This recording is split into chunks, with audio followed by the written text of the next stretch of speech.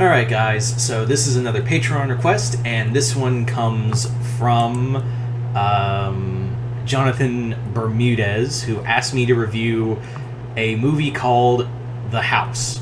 Now, The House is interesting. It's a stop-motion film that I was just kind of like, alright, I've seen it. Like, I've seen bits and pieces. Like, at first, before the request was made, it was more like, hey, this is a thing that someone asked me to, like, this is a thing, and yeah. I ended up watching it not too long ago when I finally had time, and was like, this isn't too bad. Like, this isn't too bad. That's what I kind of like about sometimes with these Patreon requests. I know a lot of them are, like, wild story ideas and whatnot, but sometimes, ever so often, I do get these films here. I do get these requests here and there that are actually pretty unique. And among those is sometimes I get to do movie reviews on stuff I normally would not do. And The House is one of them. Interestingly enough, I don't know if I'd call The House horror or not, because I do see it like some people do a label. Okay, so let me back up. If you don't know what The House is basically a film. It's kind of like an anthology film. It's pretty much an anthology film where in this story it follows this house and it follows all these different characters ranging from live action to stop motion to different forms of animation. It's very much like if Love, Death and Robots had a consecutive, like a linear storyline. Like that's the best way I could really describe it, is like, what if fucking Love, Death, and Robots had a linear storyline.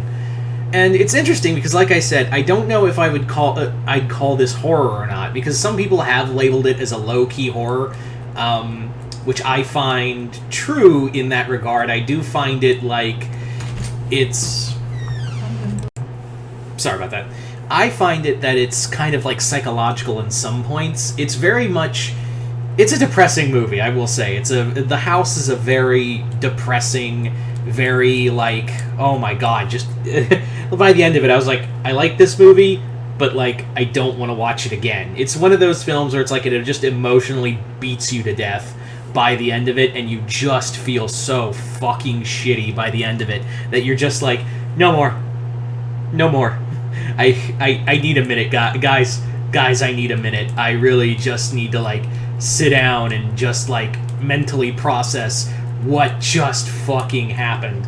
Because, yeah, I'm trying my best not to spoil this film, because, yeah, it's been out for about a year, but at the same time, I really don't want to give... Because this movie kind of flew under the radar for some people, and it really did, like I said, it really did fly under the radar for a lot of people, so I don't know if I want to spoil too much.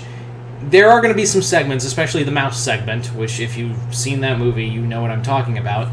The mouse segment is probably the one that's kind of like the most like, holy shit, this is just pain. Because it really does deal with a lot of like existential crisis with family and whatnot. There's also a lot of story about family and like how it can be almost like a tomb in some of these segments. I really do think that this film, and again we cycle back to, can this count as a horror? I would make the argument that maybe you could under the psychological standpoint, but really, oh god, this movie, like I said, I love the animation, I love the storytelling to it, but I just don't know if I could watch that film again. I really don't know if I could like put myself into that position where I'd watch if I'd ever like put myself into that position to watch that kind of movie again, because holy shit, this stomped the hell out of me. It really did. It really just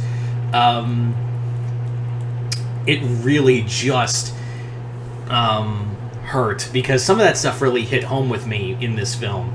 I really do think that this is It's a beautifully animated film. I'm always a sucker for stop motion. I've always adored stop motion films. All the way back to autofocus. I've always adored stop motion films, dating all the way back to like the Rankin Bass films, because there's always there's like a joy there of seeing like a physical object there before you rather than have it be animated. Not to disrespect like 2D or CGI animation. It's just there's like a magic there, and if you do that magic right, then it'll be either horrifying or something else. So yeah, I really love this. I really enjoyed this film.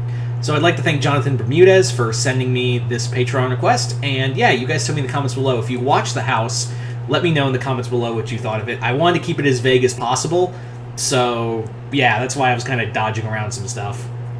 Anyway, as always, if you'd like to have a Patreon request done, just hit the link below, head on over to my Patreon, where you guys can start sending me requests for videos to do here on Patreon. But other than that, hope you all enjoyed this. I'm Mr. Multiverse. I'll see you next time in the Multiverse.